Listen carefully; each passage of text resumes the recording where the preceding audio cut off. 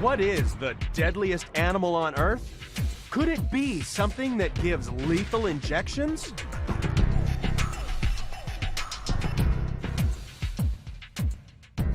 We're counting down the top 10 most extreme venoms in the animal kingdom and finding out just what happens when these toxins get under our skin. With all stings considered, you'll discover that reality bites when venom's taken to the most extreme. Earth is a planet of extremes. Extreme places and extreme animals. But some animals are more extreme than others.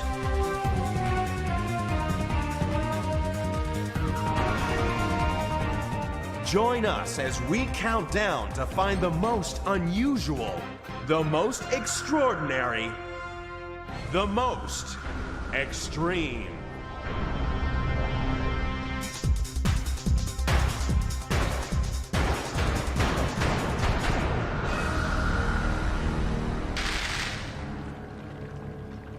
Our countdown begins in warm waters around the world.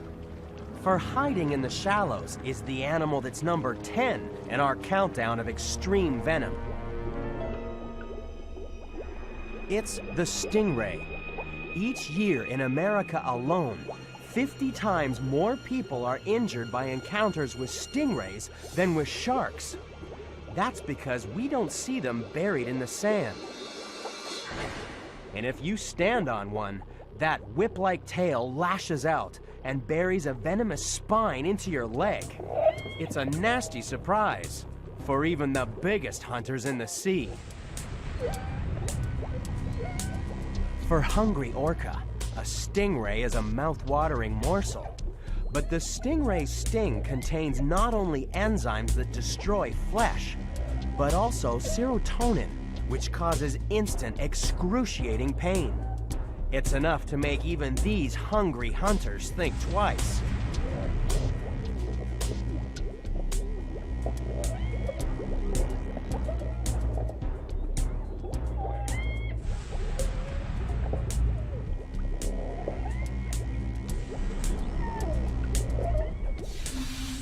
So why would anyone want to keep stingrays in a touch tank?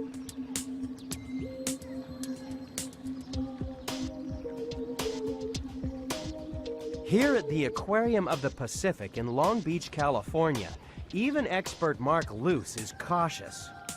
Most of the time, stingrays are peaceful, even playful animals. Some have called them the pussycats of the sea. But if they get frightened, one flick of that muscular tail is enough to drive home their venomous spine.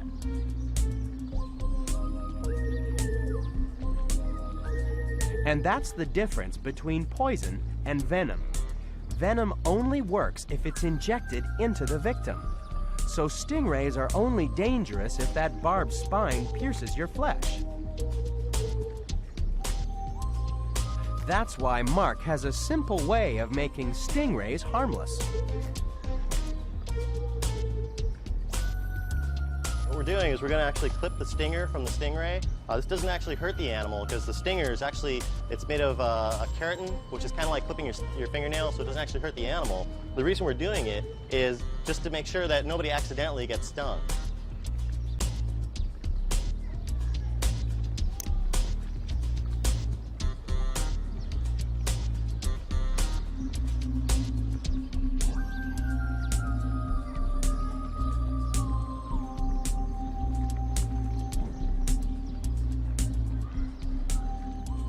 Here at the Aquarium of the Pacific, after we clip the stingers actually can grow back, so they do have the potential to grow back a stinger with venom.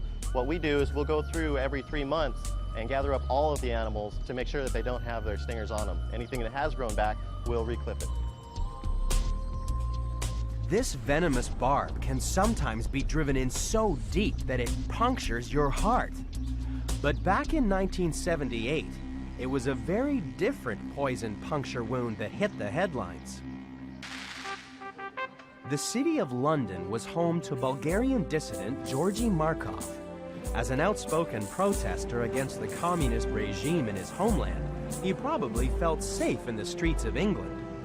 But his personal Cold War was about to heat up, thanks to events that could have come straight from the pages of a spy novel.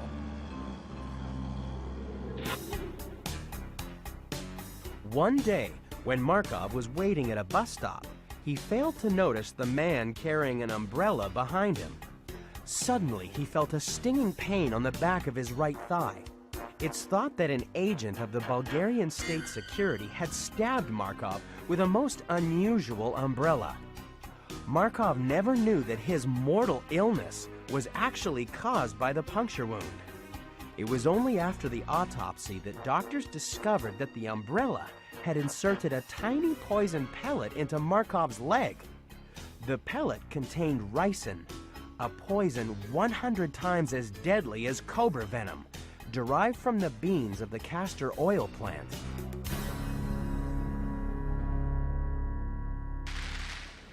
Stingray venom may not be as lethal as the poisoned pellets of the Cold War, but you still have to be careful of that sting in their tail.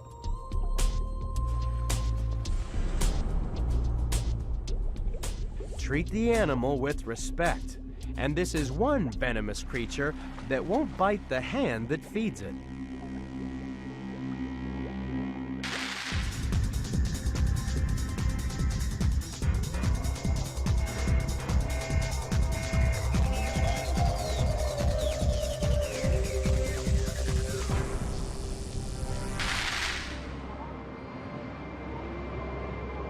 When early European explorers traveled to faraway lands, they discovered new worlds with strange animals. But no animal was as bizarre as the creature that's coming in at number 9 in our venomous countdown. This animal lays eggs like a hen, and yet it's covered with fur like a cat. It's got the tail of a beaver and the webbed feet of a swan. Add the bill of a duck, and you get the furry collection of animal leftovers called the platypus. According to Aboriginal legend, the first platypus was born after a young female duck mated with a lonely and persuasive water rat. But the resulting creature has one feature that's not found in birds or mammals. The male platypus has a sharp spur on his hind leg that injects venom from a gland in his thigh. This venom can kill a dog and leave a human in agony. But since the venom is only secreted by mature males, especially around the breeding season, the main target is usually other males looking to fight for a territory. But the platypus wasn't the only discovery of the early explorers to be greeted with suspicion. When European sailors returned home from South America with a strange plant related to the deadly nightshade family, most people assumed that its bright red fruit would be poisonous. In America, it wasn't until 1830 that a Colonel Robert Johnson proved them wrong. The story goes that when he announced he'd eat a basket of the deadly fruit, a crowd of 2,000 watched him commit public suicide. But as the band played a somber tune, he didn't die. In fact, the fruit was delicious, and he became rich selling tomatoes. Today, the average American gets through more than 10 kilograms of tomatoes each year. But while the image of the tomato has changed, the platypus is still one of the world's strangest animals. However, it could have been made even stranger if that lonely duck of Aboriginal legend had mated with the next contender in the countdown. We've seen strange spurs and sweeping stings. But when we milk venom for all it's worth, you'll be left gasping for breath as we deliver the kiss of death. That's next on The Most Extreme.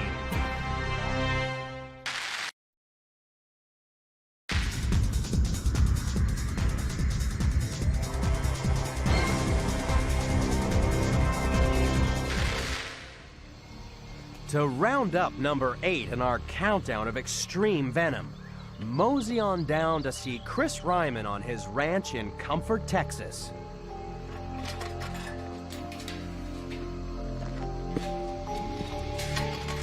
But it pays to be careful, for his little doggies are real monsters. Chris Ryman runs the Gila Ranch, which is home to about 100 head of Gila. He believes that his lizards don't deserve their reputation as monsters. When they're encountered, they tend to be a little aggressive. They open their mouth and display and hiss, and I think it's just ignorance myself. They're a fabulous creature, I think. I wouldn't call them a monster. The Gila gets its bad reputation because its bite really is worse than its bark. This monster is number 8 in the countdown because it's only one of 2 venomous lizards in the world. It uses a deadly dribble for self-defense. If you're bitten by a Gila, it clamps on like a vice grip as its razor-sharp teeth slice open your flesh. And then modified salivary glands produce venom that dribbles down the teeth and deep into the wound. The more they chew, the more venomous saliva they deliver, with terrifying results. When I was bit, the first few minutes I felt nausea with a little localized pain from the bite.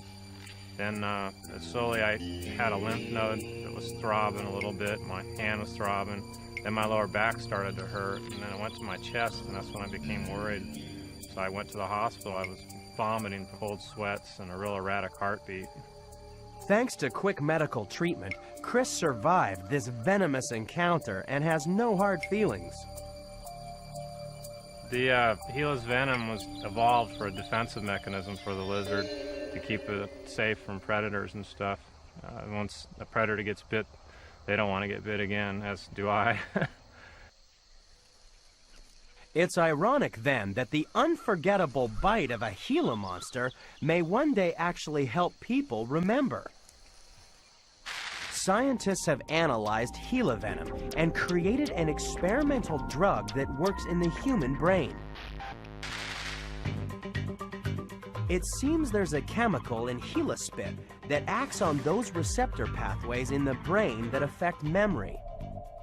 Chemical companies are hoping that their new drug could help reduce the symptoms of memory loss for the 4 million sufferers of Alzheimer's disease in America alone.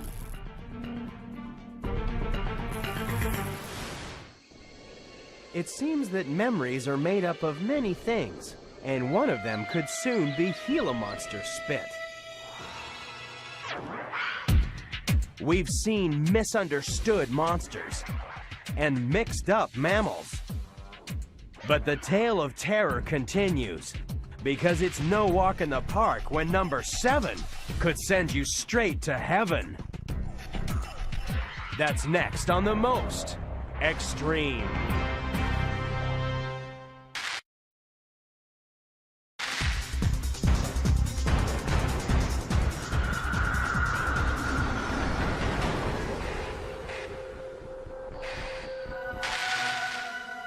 The deadly bees have buzzed their way into number 7 in the countdown because for some people, these tiny insects really are the most deadly animal in the world, even though each one only carries less than half a milligram of venom. When you're stung by a bee, venom is pumped through the barbed sting into the skin, where the chemical melatonin gets to work on the nerve endings of pain receptors, causing a brief burst of agony. But for 1 person in 1,000, bee venom causes an allergic reaction not just in the skin, but in other parts of the body, including the vital organs. If left untreated, the patient can die of anaphylactic shock in less than 5 minutes. No wonder most people dealing with bees on a daily basis wear protective clothing. But some bee people in Waldorf, Maryland, take their clothes off. Here, people actually want to be stung for the good of their health. Okay, you ready? Go for it. This is bee venom therapy in action. The theory is that in addition to causing pain, the bee sting also heals.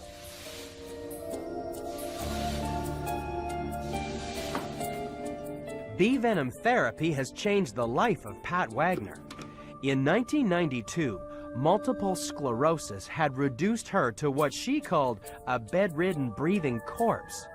Now, more than 45,000 stings later, she's able to walk again and is leading a normal life.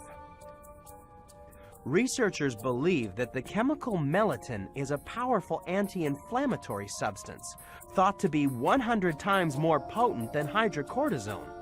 That's why apitherapy is said to wake the body up. Pat is now known as the Bee Lady and happily shares her therapy with people from all over the world. Yeah, since I had no movement when I came in, it's a lot better. I have seen so many miracles when I sting people, just absolute miracles. Apitherapy is phenomenal. It may sound too good to be true, but the next contender may also save people's lives with the sting in its tail.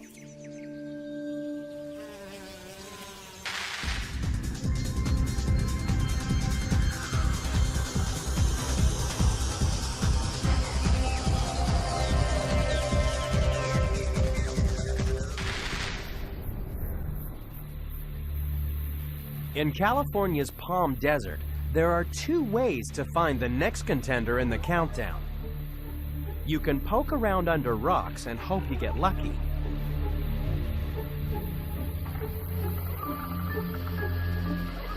Or you can wait till nightfall and go hunting with an ultraviolet lamp.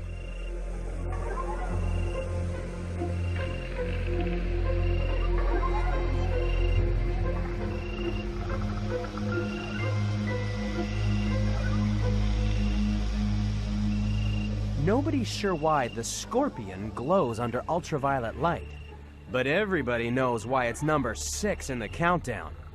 In 1999, more than 13,000 Americans were stung by scorpions.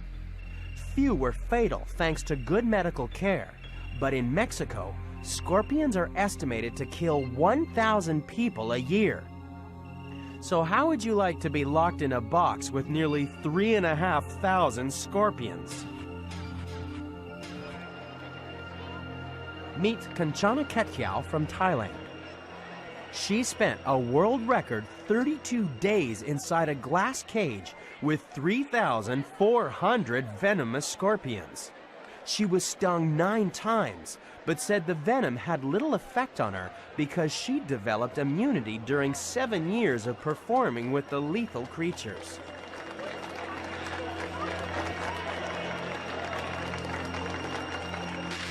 But there may be another reason why scorpion attacks are not always fatal. Recent research suggests that the scorpion can set its venom on stun or kill. Instead of wasting venom on self-defense, it uses a pre-venom that causes extreme pain. It's a clever strategy because the deadly true venom is a complex cocktail of proteins that's expensive to make. But that complex cocktail may also contain one protein that could be a cure for cancer. In America alone, more than 24,000 people each year are diagnosed with gliomas. This is a form of brain cancer that's almost always fatal, according to University of Alabama researcher Harold Sontheimer. The average survival is on the order of 6 to 8 months. In some cases more rapidly, in some cases patients survive 5 years. But it is a rapidly progressing cancer for which there is currently no effective treatment options available. Sontheimer's team has manufactured the part of scorpion venom that seeks out brain cancer cells and cripples them without harming normal tissues. It just goes to show that one man's poison is another man's cure for cancer.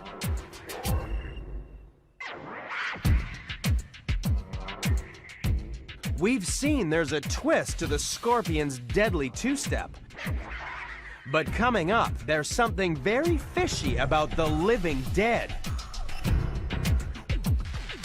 Get ready for a serving of venom that's not to be sneezed at. That's next on The Most Extreme.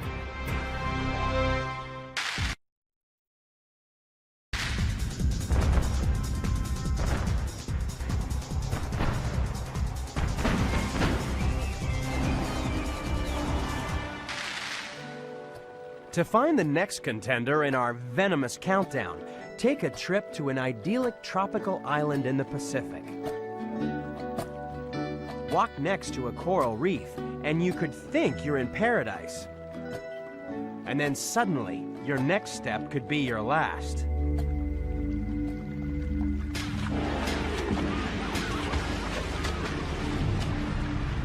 These waters are home to the world's most venomous fish, the stonefish. So when it's feeding time at the Aquarium of the Pacific in Long Beach, California, Christine Light keeps well clear of the animal that's lurking at number 5 in the countdown.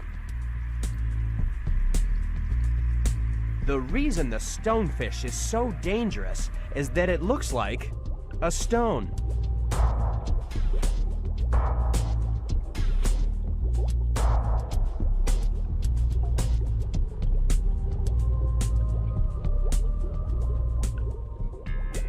Stonefish actually use their venom as a defense mechanism. They don't use it as a feeding mechanism. They are actually considered ambush predators. What they'll do is they'll hide and they will wait for either a fish or a crustacean, and then they will just grab them with their mouth.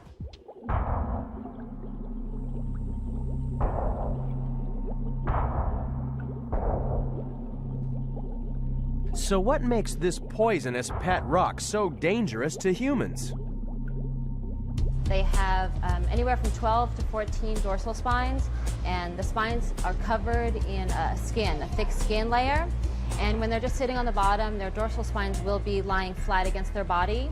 But if they are provoked, the dorsal spines will come up, and the skin actually will pull away from the dorsal spines, and there are venomous glands at the bottom of the dorsal spines. So when it penetrates someone's foot or a limb, the pressure will cause the venom to shoot up through the dorsal spine into the person or fish that they're attacking. Sharing a meal with a fish can be deadly, but then for some people, that's part of the attraction. At Manhattan's Nippon restaurant, they serve not stonefish, but pufferfish. Gourmets come to try a dish called fugu, a delicacy that, if not properly prepared, means instant death because it contains a poison that's 275 times deadlier than cyanide. It's concentrated in the ovaries, intestines, and liver of the fish, which all have to be carefully removed because the lethal dose would fit on a pinhead.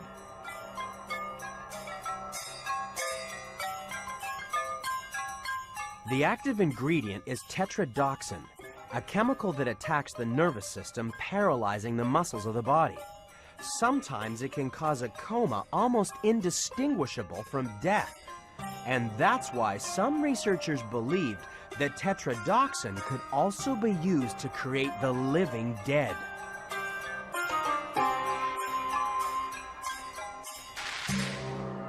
On the island nation of Haiti, tetrodotoxin could play a part in the infamous powers of the voodoo sorcerer.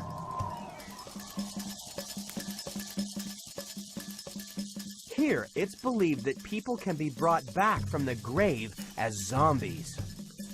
Researchers have suggested this is because sorcerers grind up pufferfish as part of their magic powder. So in 1962, when a victim was rushed to the hospital unable to breathe, even doctors were fooled and signed the man's death certificate. And yet, 20 years later, the same man can visit the cemetery to find his own grave. This is Clervius Narcisse, who believes he emerged from this grave as a zombie slave. But step on a stonefish, And you're in for an even bigger surprise. This ugly monster may pack a powerful punch, but it's no match for our next contender, a tiny terror with a really mean mouth.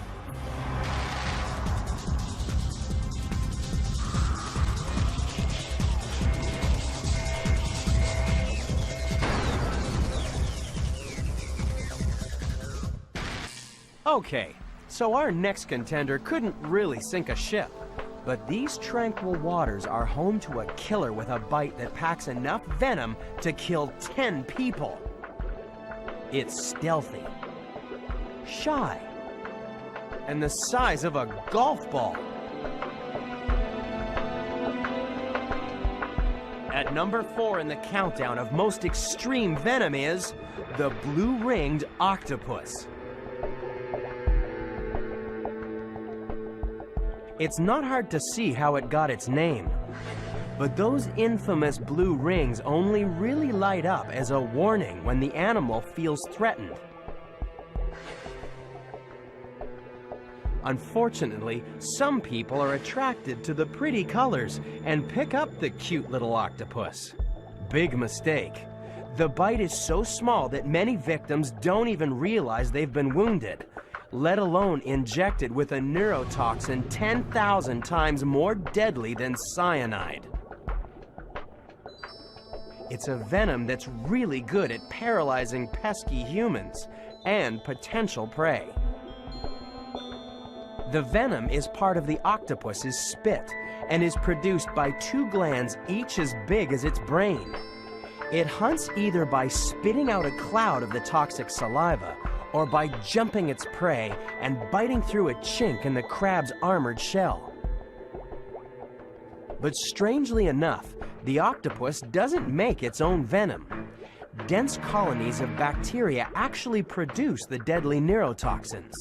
They live safely tucked away in the octopus's salivary glands. But then harmful bacteria can live in all kinds of places, including our kitchens.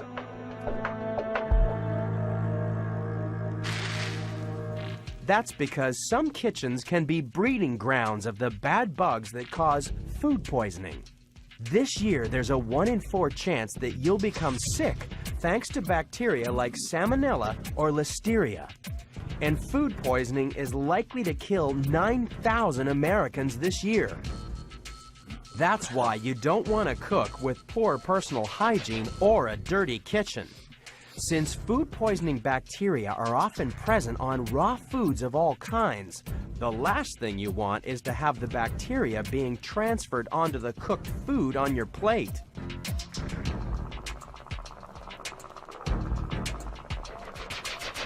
Bacteria can be bad news, especially in your own home. Experts say that 80% of food poisoning happens at home, largely because people don't wash their hands before cooking or clean kitchen surfaces after cutting raw food. In fact, your kitchen cutting board could contain more germs than your toilet seat.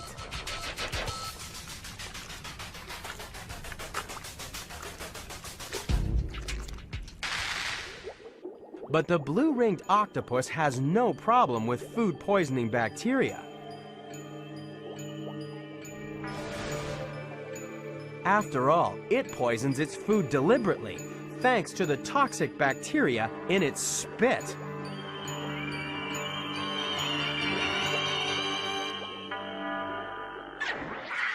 We've seen a deadly blue ring, a stone that can spring, and a glow bug with a sting. But coming up, we'll discover a killer who's really come out of his shell.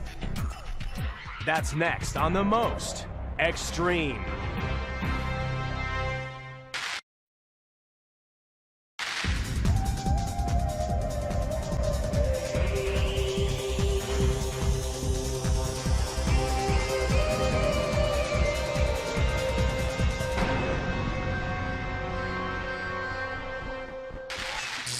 The slowest assassin in the world lives inside this shell. It may look harmless, but the cone snail can kill as quick as lightning. The trouble is, when it moves at top speed, the only thing it could hope to catch would be a rock.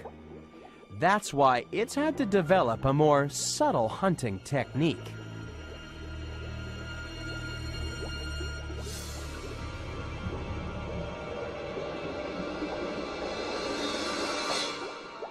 It's armed with a hypodermic needle full of venom. It only gets one chance to instantly paralyze its prey.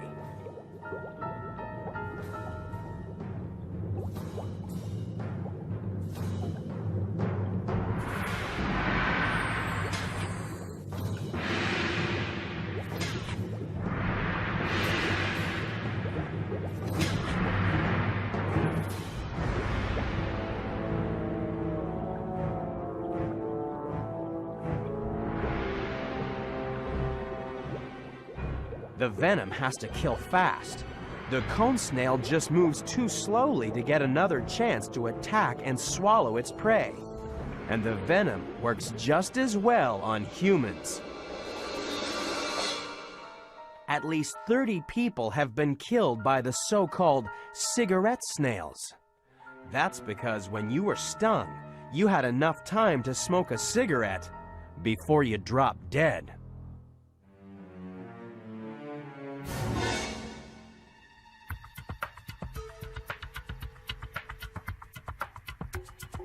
So what's in cone snail venom that makes it so deadly? University of Utah biologist Baldemaro Oliveira tried to find out. What we discovered was something that was far more complex, that when they inject their venoms, they're not just injecting a few toxins that can kill people. They're injecting what turns out to be a very complicated cocktail of essentially perhaps 50 or 100 different components, and each of these components is like a drug. Cone snail venoms potently change the way the nervous system acts. So components of these venoms are among the most effective painkillers and drugs against epilepsy and even against mental illness that we've ever seen. Clinical trials have found a cone snail painkiller is perhaps 1,000 times more effective than morphine, without the nasty side effects.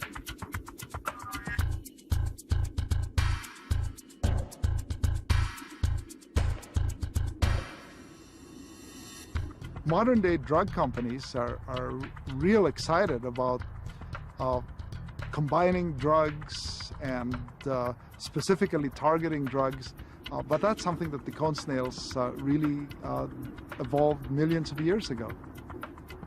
Since there are 500 species and 100 components per species, there are, in principle, about 50,000 different venom components in the living cone snails, and we've only looked at a fraction of those. And so the possibilities are really much greater once more basic science is done on the different components of the cone snail venoms. While the cone snail may one day provide a cure for human pain, this slow-motion assassin will always give fish a real headache.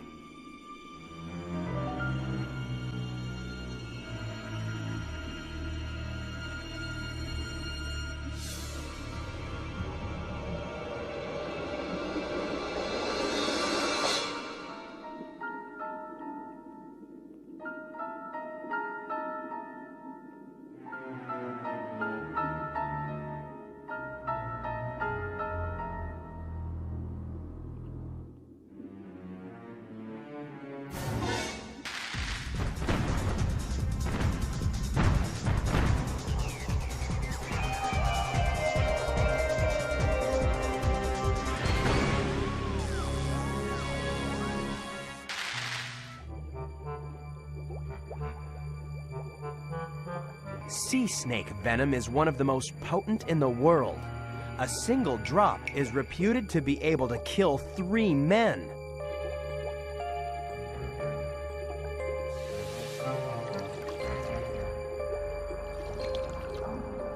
That's why researchers like Dr. Brian Fry of the Australian Venom Research Unit find them so irresistible.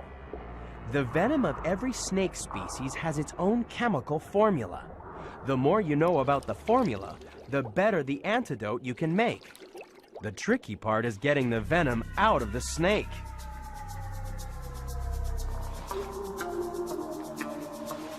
No wonder his first aid kit is a constant companion.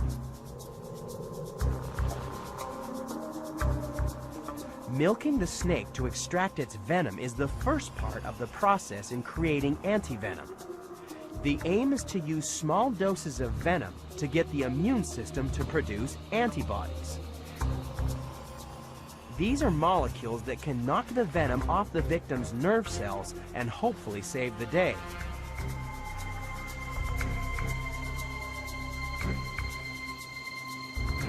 But you have to get the antivenom to the patient fast. And that's where these guys come in.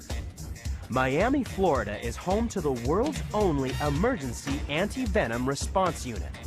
Captain Al Cruz and Ernie Gilson are the men of Venom 1. Venom 1 at Dade County, shows responding to Homestead Hospital, reference Cobra bite. QSL.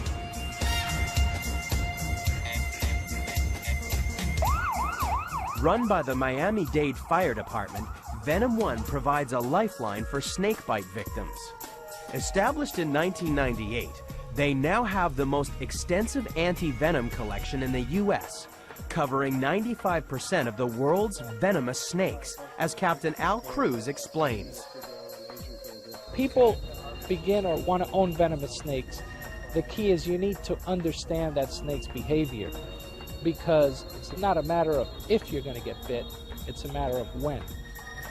We have an assortment of anti-venoms that we call the lifeline for people not only locally here but also nationally. And sometimes you might only need 1 vial of anti-venom, yet King Cobra you may need 40 vials.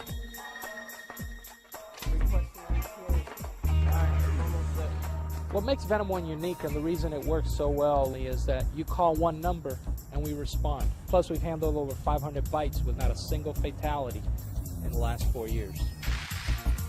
The snake may have a truly venomous reputation, but if Adam and Eve had met our final contender, they'd never have gotten out of Eden alive. We've seen the 9 contenders. They're the best of the best. Only one animal is a more extreme venom-making machine. It's number 1, and it's coming up next on The Most Extreme.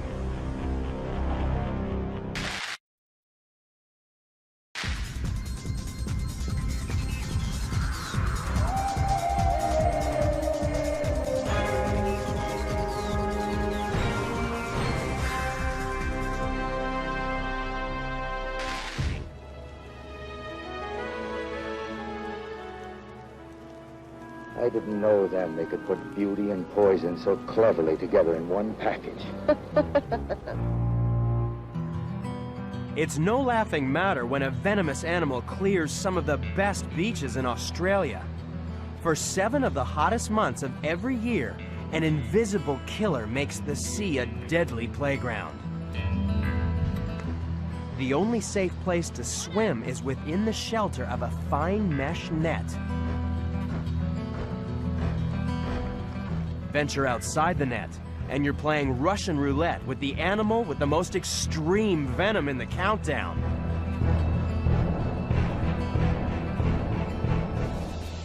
Meet the box jellyfish.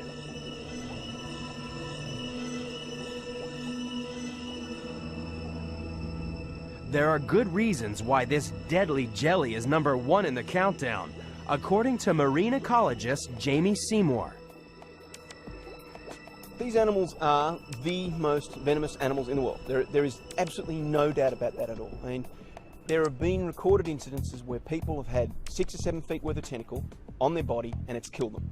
Now, if you do the sums, a full-grown animal has 15 tentacles on each corner, a total of 60 tentacles, and each one of those tentacles is probably 7, 8 feet long. One animal has the potential to kill 60 people. And it can do it within minutes. When an unsuspecting victim blunders into the almost invisible jellyfish, the agony is instant. People say it's like being branded with red-hot irons, and that's just what the scars look like.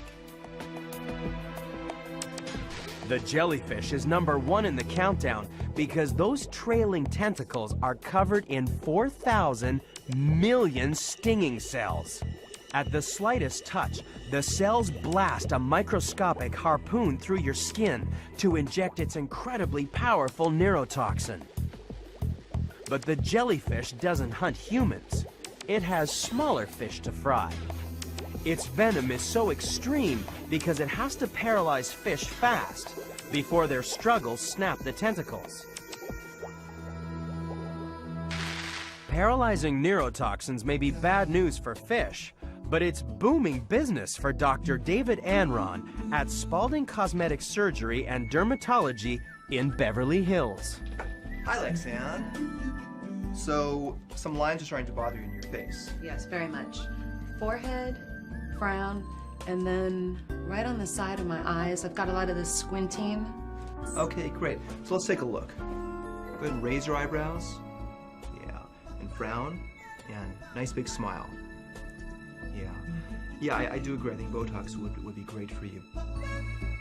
Botox is actually a purified form of the bacterial neurotoxin responsible for the most deadly food poisoning in the world. Just like the venom of a jellyfish, Botox paralyzes the muscles that cause wrinkles by preventing the nerves from firing. Eventually, the nerve endings regenerate, so further injections are required to keep the wrinkles at bay. With more than 1.6 million procedures carried out every year, Botox is the fastest growing cosmetic procedure in America today. So you have friends who have had this done? Yeah. Yeah? My mother's had it done, and the results were great. That's why I decided to do it. Well, I'd say virtually everybody loves Botox. Botox is great. Back in Australia, no one thinks boxed jellyfish are great, especially macho male Aussie lifeguards. Anybody who enters the water here needs something to protect themselves from the jellyfish's deadly tentacles. It has to be lightweight, yet thick enough to prevent the millions of stinging cells from penetrating the skin. The solution is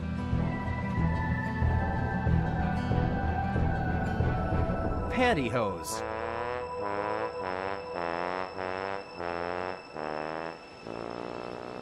Only the #1 animal in the countdown could turn a macho Aussie male into a cross-dresser.